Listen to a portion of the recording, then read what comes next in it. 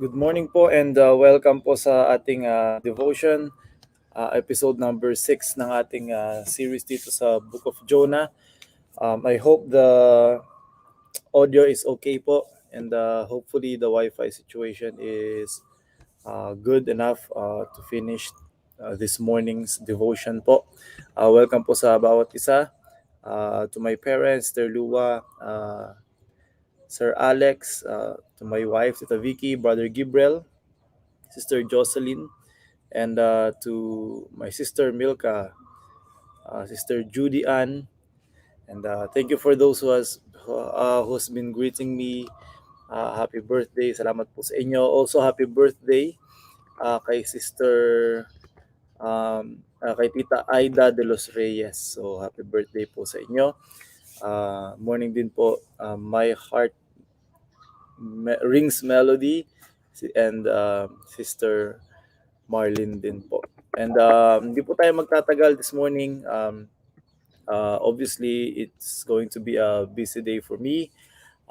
But gusto ko rin po sana matapos natin bago magloko yung wifi. Anyway, kahapon, we tackled verse number 4 and verse number 5. Pero hindi po natin natapos yung verse number 5. Kung naalala nyo po kahapon, nakita po natin na nagkaroon ng prayer meeting yung mga sailors during the storm nung nandun sila sa boat, and they were all praying to their own gods, kanya-kanyang Diyos, kanya-kanyang prayer. So it's like a prayer meeting on deck, and then they're just really fearing for their lives. So nakita po natin and just imagining how great of a storm that was. And also because their prayer didn't work, obviously it will not work. Tinapon po nila yung kanilang mga gamit. And we made a point yesterday that these things may be, or for sure, a lot of those things are valuable for them. A lot of those things ay na pinaghirapan nila.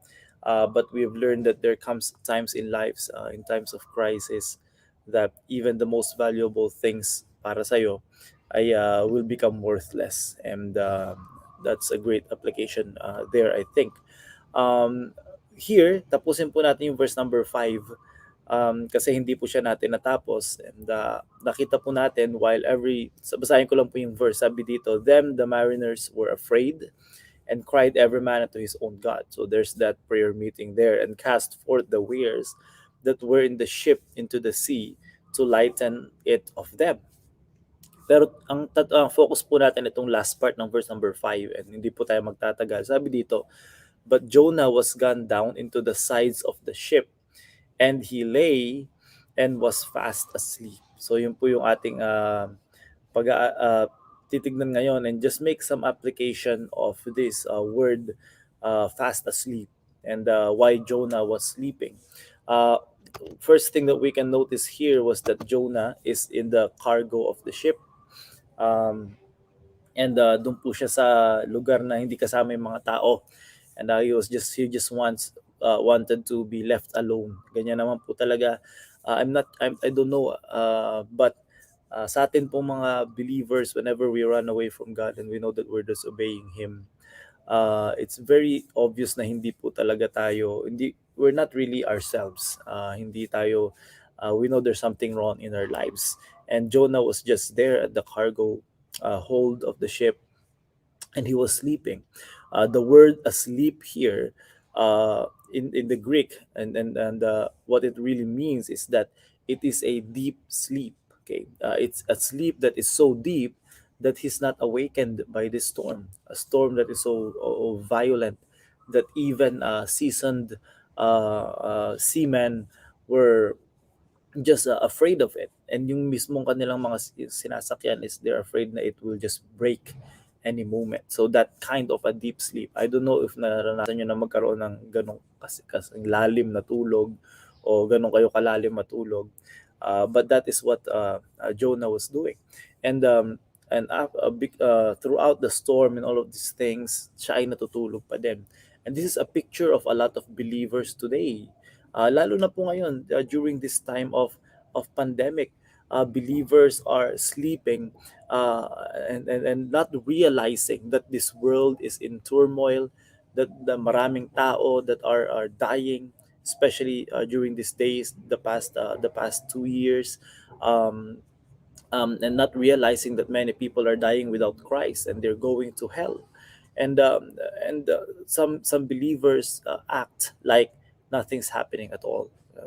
Para bang wala lang nangyayari, para bang walang kwenta yung mga pangyayari sa paligid natin. And as believers, there's no sense of urgency at all. It's like para tayong indifferent sa situation, indifferent sa things that are happening around us, indifferent sa mga problema ng isa't isa, indifferent sa pangangailangan ng isa't isa. That describes a lot of believers, not only us here who are listening in right now, but I believe lahat po tayo dumaan sa seasons of that. Yung kaya nga po yung words na I don't care, hindi po dapat yan naririnig sa isang mananampalataya. Kasi we should care. Kung meron pong tao na nagmamalasakit, dapat po yan yung mga mananampalataya, nagmamalasakit sa kapwa natin mananampalataya, sa kanilang mga pangangailangan, sa kanilang mga hinanakit, sa kanilang spiritual well-being. Higit sa lahat, nagmamalasakit sa mga tao na wala pa po sa Panginoon. And sana po ma-realize natin that marami pong tao na wala pa pong Kristo sa kanilang puso, and that we should care for them. We should care enough for the lost souls, even for our fellow believers. And while all the other men in this ship are praying to their pagan gods, na alam naman po nila. Pasensya na po, medyo mahina yung boss ko kasi baka magising po yung ibang guest dito.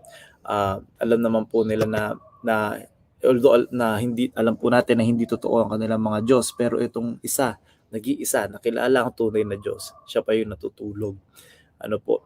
So just a few applications of Jonah's sleeping, and yung apply po natin sa sarili nating buhay. Makita po natin dito na natutulog si Jonah sa lugar na hindi po siya pwedeng maistorbo at hindi siya pwedeng makita. Ano po? So parang tayo po yung mga Kristiyano, kung saan po tayo natutulog, or tayo mga Kristiyano na mahilig magtago among the church. Natutulog si Jonah kung saan siya hindi pwedeng makatulong sa kahit anong bagay sa ship na yan. Magbumagyo man o anong mangyari, hindi siya pwedeng tumulong kasi walang makakita sa kanya. And the same thing with us believers. We don't want to be part of the work. Ayaw po natin na bigyan tayo ng responsibilidad. So we hide out, we're sleeping spiritually para hindi na tayo hinga ng tulong or whatever. Jonah was sleeping while there was a prayer meeting. Ano po? It may be a long shot, but gusto ko rin pong i-apply that sleeping Christians usually don't like prayer meetings. Because sleeping Christians are not right spiritually sa Panginoon, and if you're not right spiritually, you wouldn't like prayer meetings, you wouldn't like worship services, you wouldn't like all of these things.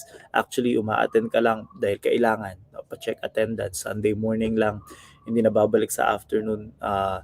Definitely wala sa prayer meeting. This is exactly like Jonah. Jonah is sleeping as if there's no problem around him. Sleeping Christians, isa po sa mapapansin natin sa mga Kristiyanong tulog spiritually is we don't know what's going on. We don't really know what's going on. Even though we're part of the same church, even though we're part of the same congregation, what we have no idea what's really happening around us. Yan yung mga tao na tulog sila spiritually. Jonah was sleeping even though there's great danger around him. Same thing with sleeping Christians, sleeping spiritually. There's great danger around us, and yet we are not aware of it. Danger po sa atin personally, danger po sa mga tao nakapaligid sa atin, and they're headed for hell. We're sleeping. We don't care about it. Your co-workers, your classmates, your teachers, your boss, yung mga trabahador, yung mga kaibigan, all of these people, they're headed for hell. They're dying without Christ, and yet we are not aware of that. And last thing here, this morning before we end, Jonah was sleeping while these people need Him. And this is something that is a very bad testimony. And tomorrow, may kita po natin paano po siyang i-rebuke, i-rebuke ng mga taong ito for what He is doing. And He's going to be exposed for what He really is. And gusto ko pong ma-apply, not tomorrow, on Monday, ma-apply natin on Monday, that kung tutulog-tulog tayo sa kalooban ng Panginoon, sa panawagan ng Panginoon, we're going to be exposed. Napag-aralan natin kahapon that hindi tayo titigilan ng Panginoon. He's going to disrupt our lives, going to send that storm. And hopefully, makuha po ng Panginoon ang attention natin if that is the place you are in right now. So, I don't know, are you a sleeping Christian this morning? Not literally, of course, some of you just woke up. Are you a sleeping Christian spiritually? Are we aware of the danger around us? Are we aware of problems around us? Are we aware of the work that has to be done? Are we willing to be a part of it? So I hope and I pray that that has challenged you this morning. Again, thank you for those who greeted me a happy birthday. I just want to greet those na hindi ko pa po na-greet this morning. Sister Jocelyn Ancheta, Brother Cedric, Christy, Sister Christy, Sister Luz Biminda. Please continue to pray for her recovery. Sir Alex, my sister Millie, Brother Haji, Sister Angelica, Ninang Ami, salamat po. Christina Villamor, Wang Moway, I think it's your first time here. Welcome. Tita Nancy Garcia, Crisia, Pastor Peter John, Ayodeji, Irma Gomez, Mayo Daisy, G. Castillo. I hope wala po akong nalalagpasan. Yeah, so I think the Pastor Antonio, good morning po. Brother Joshua as well, Sister Niceline. Salamat po those who greeted me. Happy birthday. Happy birthday again po kay Tita Aida de los Reyes who has a birthday today as well. So thank you for joining me this morning. I hope that you'll be able to join me again tomorrow on Monday. On Monday as we continue this series. Let's be faithful to our local church ministry this weekend. I hope na attendan po natin faithfully ang ating mga congregation, online man yan or on-site. Let's not be sleeping Christians. Let us be awake, aware, and involved sa ministry po ng Panginoon. So yun lamang po. Maraming salamat po ulit sa bawat isa. God bless.